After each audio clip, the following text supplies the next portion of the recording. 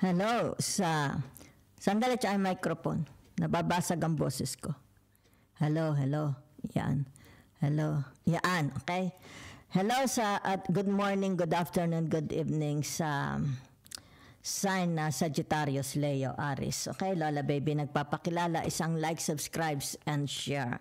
General reading, hindi po ito personal. If you want a private reading, nasa profile ko po ang tinatawag na email address sa description box. Tingnan natin, I will give you a reading for the whole month of August. Okay? What's your energy? Threatening, intimidating, threatened, bothered. Sino itong nang aabala sa inyo? Okay? May kasama pang pag-ano. Yan oh. Yan, kumbaga dito threatening, 'di ba? Yan. Ini-intimidate pa kayo, 'di ba? Tinatakot. Yan. Sino ba 'yan? Yan ha. Okay. Child services, kids at risk of being taken or is about to, reporting something, neglect, abuse. Trabaho mo ba yan? I think yan ang trabaho mo, di ba? Yan. Sa child services. Yan ha. So, yan ang nakikita ko ha, for you. Okay? Maaring baka kaya dito, di ba? Tinatreaten kayo. Yan o. Baka ito ang trabaho ninyo, di ba? Parang DSWD, sumasagip kayo ng mga batang inaabuso, di ba? Nine-neglect ng family. Photo proof, getting evidence, whatever is that, di ba? Yaan. So, be very careful about your social media. Ilock ninyo, okay? Para wala silang makuha. Napaka, ng taong ito. Tinatawag na, bakit masyado siyang interested sa buhay nyo, di ba? Napaka-susero. Bakit yung mga kapitbahay, sa surroundings, di ba, community, di ba? Yan, no? Siguro galit to sa inyo. Di nyo lang siguro alam, may mga, kumbaga dito mga, it's like, hindi mo naman sila tinatapakan, pero feel nila natatapakan mo sila. Di ba? Yan. Visualize, see your dreams clearly in your minds. Ay, yan na. It's like before you make an action, yun na nakikita ko sa inyo. Diba? It's like sinisigurado ninyo, okay, na ito'y wasto. Tama. Purpose. Discover and live your life's purpose. Yan na. Maganda naman. Okay? So, forgiveness. Forgive yourself and others to free your heart. Yan na. Ibig sabihin nito, huwag na ninyong bagoongin sa dibdib ninyo. Palayain nyo na kung may mga nakaaway kayo. Komprontahin nyo na lang sila. Diba? Okay? Tapusin na. Kung ito'y sa mga husgado, sa barangay, tapusin na. Okay? Makalimutan na. Either kaibiganin mo sila or i-shut off mo na sila sa buhay mo. Okay? It's like tinatawag, tanggalin mo na sila para tahimik ang buhay mo. Let's see what's in your energy. What do you want to know? Diba? Yan. So, saang areas, circumstances. Okay? So, narito yung tinatawag na the 9. Okay? The 9 of swords, di ba? So, nakikita ko dito, it's about your relationship, di ba? It's like exchanging words, exchanging ideas. Very, very high intellectual people kayo, di ba? It's like dito nakikita about your communication, your interaction with your neighbors, with your siblings, friends, family, kahit sa trabaho, 'di ba? Okay? So maaring dito yung tinatawag, kasama na rin dito yung tinatawag pagta-tridor. Okay? May mga tridor. Ay pwede rin namang ang tridor sa inyo is kadugo din ninyo or your neighbors or people you are interacting every day. Nakikita ko, okay? Yaan. So, ibig sabihin nito, napaka-busy ng buhay ninyo, 'di ba? It's like walang humpay, okay? Ang inyong connection. You're very, very open, di ba? Nakabukas ka. It's like sabi natin sa social media, marami kang kausap sa telephone, marami kang kausap ka-chat sa social media, maybe exchanging words, di ba? Exchanging opinion, di ba? So nakikita dito, you're a very, very high intellect person. Yan. Tinatawag na the Aries, Sagittarius, and Leo. Diba? Languages. It's like you speak English, you speak Bisaya, you speak German, you speak Tagalog. Whatever languages they speak, you speak. So nakikita din dito yung tinatawag na past, okay? Past decision, past thinking. It's about your past thinking. Diba? Mabilis kayong mag-isip, mabilis kayong magbigay ng solusyon. So whatever is this, it's like tinatawag na, okay? Yaan, okay? Ano kayo dito, di ba? Mabait kayong magsalita. Yan. Maingat. It's like tinatawag na hindi kayo, ano ka tawag doon? Okay? Hindi kayo brusko. There are times kailangan hindi kayo brusko. Okay? It's like I think there is an announcement here na mangyayari. Okay? Announcement. By means of reading. Okay? Public announcement. Diba? Meron dito yung tinatawag a new cycle. Okay? A new end of a cycle. End of a relationship. Okay? Or a new relationship, di ba? Okay. The ace of cups. Yan na nakikita ko sa inyo, ha? Okay.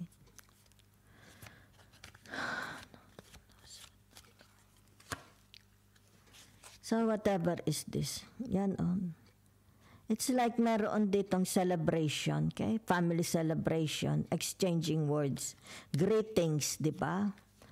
Maaari ito children's, siblings, di ba? Okay? So, ibig sabihin nito, the outcome, maganda resulta, okay? To be shared to the family. Nakikita ko lang, okay? Maybe there is a newborn babies. Maaari may magpapakasal, a relationship, building a relationship, love, romance, di ba? Okay? So, ibig sabihin nito yung tinatawag, there is an announcement. Okay? Maganda. So, ibig sabihin nito yung tinatawag, prayers being answered. Okay? For some of you, whatever is this, kung may mga kalaban kayo, di ba? Okay? Ibig sabihin nito, kaaway, kagalit, nakangat-ngatan, di ba? Ibig sabihin niya ang tinatawag end of sufferings. End of conflict, end of tinatawag na away, okay? It's like a war between you and your neighbors, a war between you and your husband. Okay, so ibig sabihin nito yung tinatawag na you're on your own. It's like you are claiming back your power, di ba? You are claiming back your ownership, di ba? Yan, no? Claiming back your soul, claiming back your peace, your ownership, your marriage, di ba? Mari ipaglalaban mo asawa mo, di ba? Yan. It's like there is no more obstacles, no more hindrance sa inyong mga pangarap. Okay? So, let's see. I just wanna see. Tinatawag na the 9. The 9 na ba? Swords. Okay? Ibig sabihin for some of you, yung tinatawag na kung kayo man is merong mga iringan, okay? Iringan. Halimbawa sa social media, 'di ba? Mga iringan, away, 'di ba? Hindi magpanagpo ang inyong tinatawag na mind, kalooban, 'di ba? It's like sabihin na natin dito, pareho kayong galit sa isa't isa. Yan, 'di ba? Ibig sabihin nito yung tinatawag matatapos na, okay? Yan. Tapos na. Whatever is this, di ba? Yan, ibig sabihin nito, sabihin natin nagparaya na, nagpatawad, nakalimutan na, di ba? So, ibig sabihin nito, mahala na uli kayo. Okay? Narito ang tinatawag the high priestess, di ba? So, the high priestess, pag sinabi mong the high priestess is the moon, okay? It's about how you resonate, your feelings, how you resonate, okay? So, ang nakikita ko dito is tinatawag na, sandalit may ibon, di ba? Meron ditong tinatawag na, sandali. Alam ko na, okay? It's like a tantric,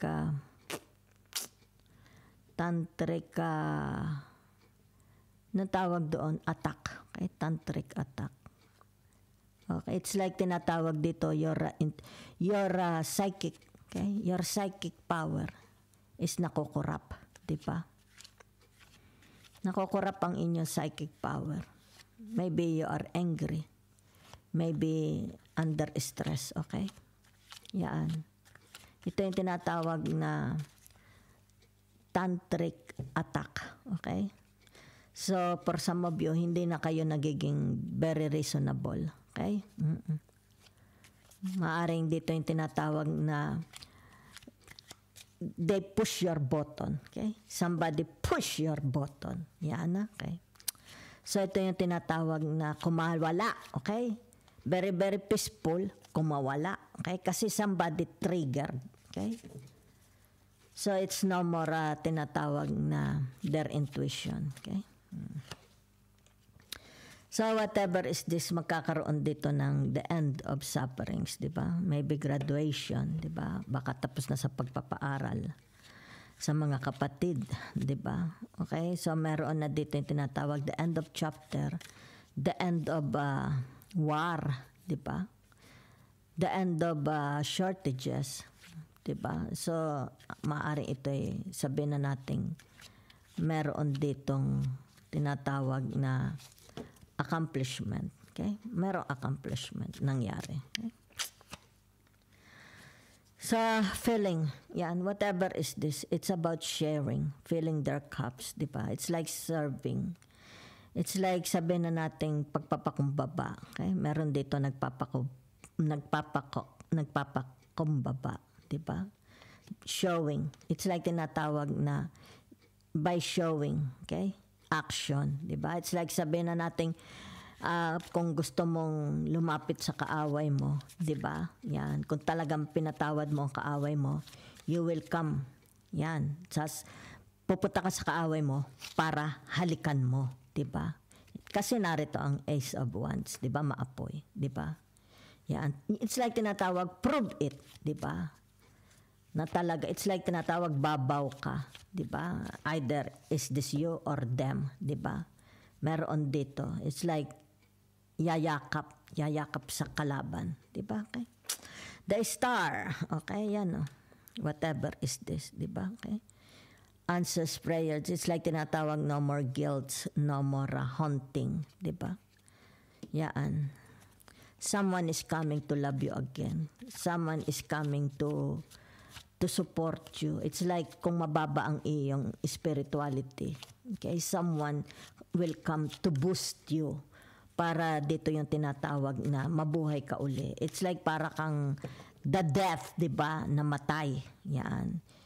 Mabuboost ka uli by this person, kung sino man ito. The same aura, the same energy. Di ba? Someone will tinatawag na para maging active ka uli. Okay? It's like tinatawag, halika, mag-exercise ka, ako ang kasama mo ako. Diba? It's like tinatawag para magkaroon ka uli ng, ma-inspired ka uli. Okay? Yan. So whatever is this, yan. It's like tinatawag na the chariot, diba? Yan. So, the Knight of Pentacles, diba? Something, it's like tinatawag pag-uukulan, okay, ng inyong pansin. Ano itong, meron ditong pag-uukulan ng iyong pansin. Let's say, house, health, okay, yan.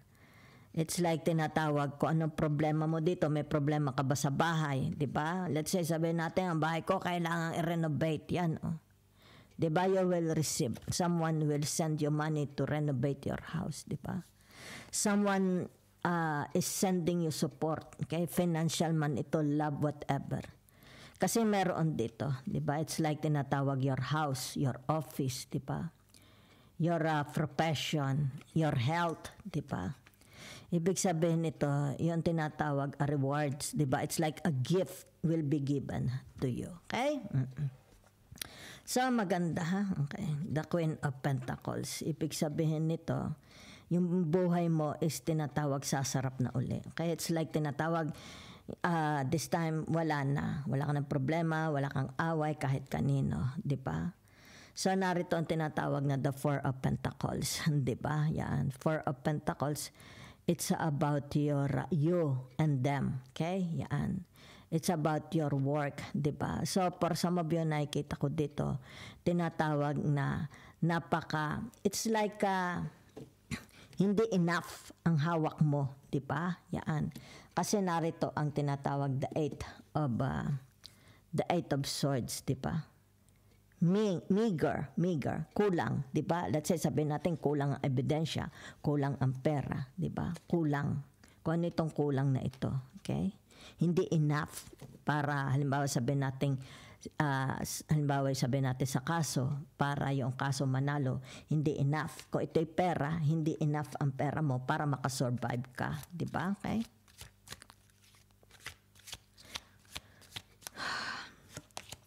So, narito ang the temperance. Whatever is this, yan. O, kita mo. There is a tinatawag abundance, di ba? Okay? A good communication. Maybe there is a travel plan, di ba? Okay? Whatever is this, it's about tinatawag na your spirituality. Okay? Yan. Lilinis ang konsensya, di ba? It's like sasarap ang pakiramdam, di ba? Okay? So it's a good news. Maybe there is a good news. Maybe there is an event, a party, okay? A balita na kumbaga dito yung tinatawag na somebody will come to boost you, di ba? To spread your wings, di ba? Okay? So tingnan natin ang the Nine of Cups yan, okay? So, ibig sabihin nito, yung tinatawag at home na at home. For some of you, yan. Whatever is this, di ba? Yan, the Two of Wands. Okay? Ibig sabihin nito, maybe you want to buy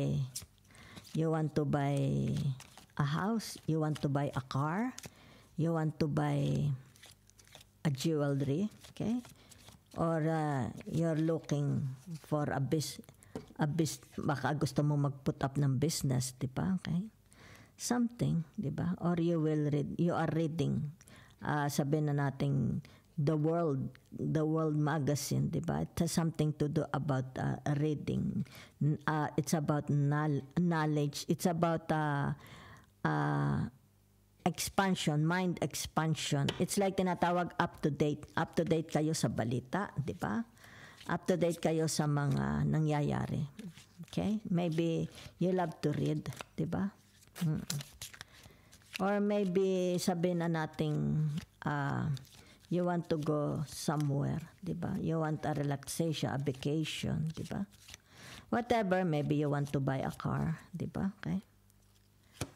Okay, sa tinatawag na the Star, the Lovers, and the Five of Wands, di ba? Okay?